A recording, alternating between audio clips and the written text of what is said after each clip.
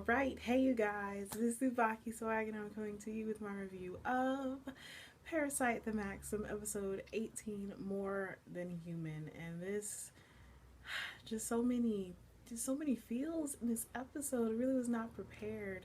I say that like for everything that I watch, but honestly, I think watching this episode, most of the 20 minutes that I watched, my mouth was like hanging open.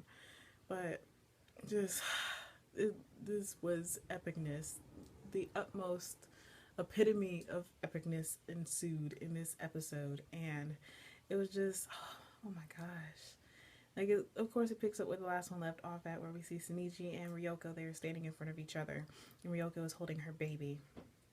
So Ryoko starts talking to Shinichi, like telling him like her thoughts, and she tells him that she, in her lifespan of being alive, she has eaten 38 people, or she's killed 38 people.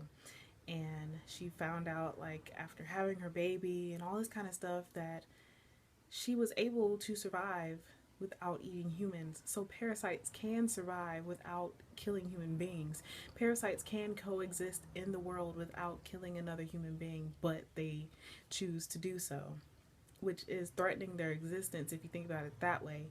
So parasites, from her example, parasites can live in the world without having to kill another human being. I mean, I understand they have to kill the person, or even in Shinichi and Miki's case, when they coexist with the human being, they don't have to kill another human being to survive. They don't have to keep killing people to survive. And that's what she was pretty much getting at. And she was talking about how Shinichi, he pretty much needs to be the bridge. He is a rarity among parasites because him and Miki do coexist, and Miki is really now a part of him. It's not just necessarily Miki living in his hand, but Miki is a part of Shinichi now, and he has affected Shinichi in that way, and Shinichi has affected Miki in that way too. So it was just, and if for anybody who hasn't noticed, I don't remember if I said this in my last review, if you go back and watch like the first episode and then listen to Miki talk now, Miki sounds like a little squeaky toy in the first episode, and now his voice has gotten like deeper. It's gotten some bass to it since he has been with Shinichi. So I mean, it's just showing by itself how Miki himself has even evolved. And of course, I mean, Shinichi has evolved as well. He is a lot calmer now. He's more poised in adverse situations, and it's just they have affected each other in good and bad ways. So while all this was happening, of course, the detectives and the police officers came up because they found Ryoko, and the um, Hirokam Hiroama. I can't remember how to pronounce his name, but he was talking to Ryoko and Shinichi, and he called her out. He was like, "You must be um, Tamara Reiko,"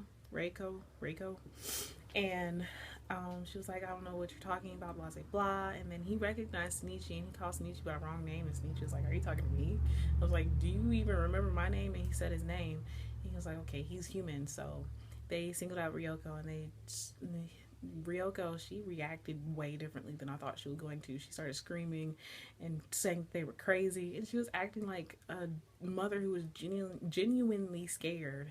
And they started shooting at her, and she was protecting the baby. Shinichi was like, the baby that's in her hand is human. Don't kill the baby. And Ryoko, like, she protected her baby and was walking towards Shinichi. And while all this is happening, when they started shooting, Murano heard the shots, but she was like, no, Shinichi can't be there. And she started running towards the street.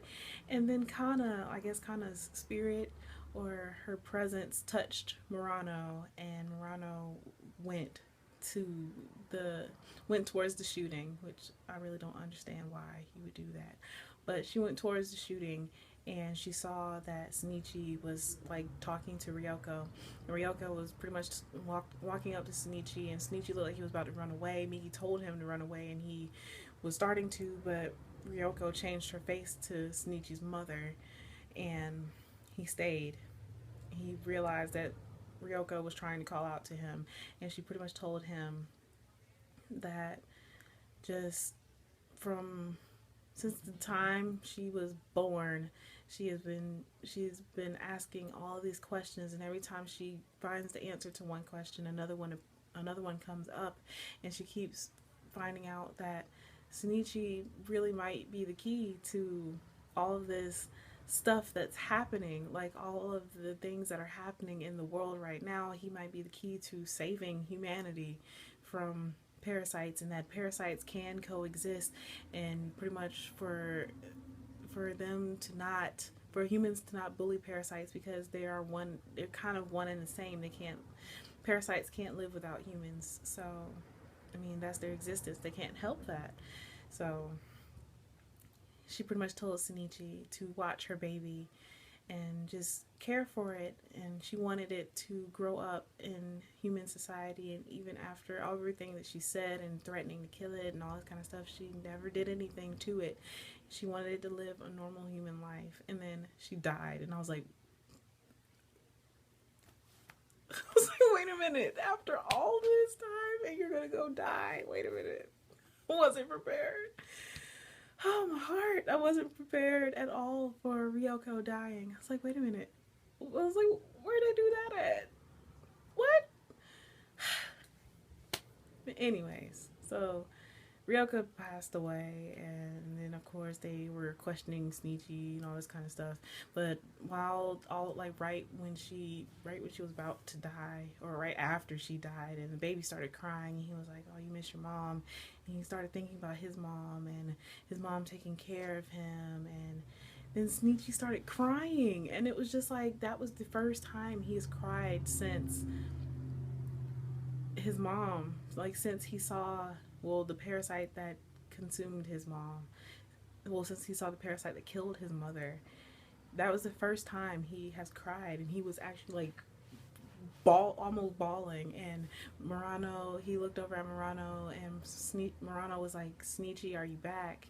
And he was like, "Well, my tears are." And I was just like, "Oh, that's so sad." So finally, Shinichi is finally back, and like while he was crying, he was having all these flashbacks of like his mom dying, and then Kana dying, all those people dying at his school, and seeing the fortune teller telling him that he needs to find the person who left that hole in his heart. And it was just so much pent up emotions. He finally was able to let it all out. I was like, finally, after all this time.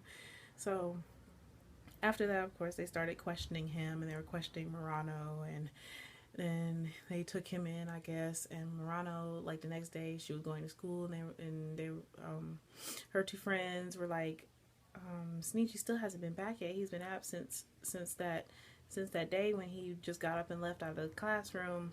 And Murano was like, well, he'll be back soon. So finally, Shinichi's back after all this time. He's back, blah, blah, blah. So then they showed Shinichi. He was like, I guess he's in the police department. And they were like, he was having lunch with his dad. And then they call him into a room. And first we see this man. He is really kind of creepy. He's just Yorigami. He is walking, and he was just a creepo. So he was sitting in the room, and I'm guessing he has a parasite in him or something. I don't know. Or maybe he has the same ability that Kana did, where he can sense parasites. But they had 5 people in the room, including Shinichi, and they were calling them in one by one for the man to like talk to them. The first guy went in there, he said he was a fake. The second person went in there was a woman. He jacked off to her. Just like, well then, I guess that's what we do now. So he jacked off to her, and then after that, they didn't even show the other two. He was like falling asleep. He was a creep. That really would have creeped me out so bad. Like, he was jacking off to the woman. He was like, because you know how it is in prison, blah, blah, blah, and you're gonna bring a hot woman in here, and he was a creepo. So then, of course, Shinichi was the last person to come in there, and the guy, he immediately like sat at attention, and Shinichi was trying to keep his composure. He was like, as long as I keep calm, everything's gonna be okay. And the man, he was like, tell him to look me in the eye. And when Shinichi looked up, dude, it looked like he wanted to kill him. It was kind of scary. And then it was the end of the episode. Wait a minute. Wait a minute. I was so angry that they ended at that note. I wanted to see what was gonna happen. So now I gotta wait another freaking week. Another week to wait to see what is going to happen in next week's episode. Cause oh my goodness, it looks like it is about to go down. Shinichi can only hide so much, but I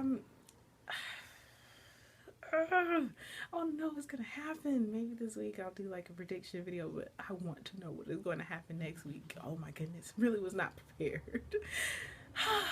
But anyways, I would love to hear like how you guys think this is going to turn out. What do you think is going to happen to Shinichi? Because Shinichi said at one point in this episode that he was never going to admit that Migi is inside of his hand, and I don't think Migi would ever show himself in front of anybody. So I would love to hear how you guys think this is going to turn out. But as always, please remember to comment, thumbs up, and subscribe. It helps me out a whole lot. And this is TsubakiSwagg saying adios.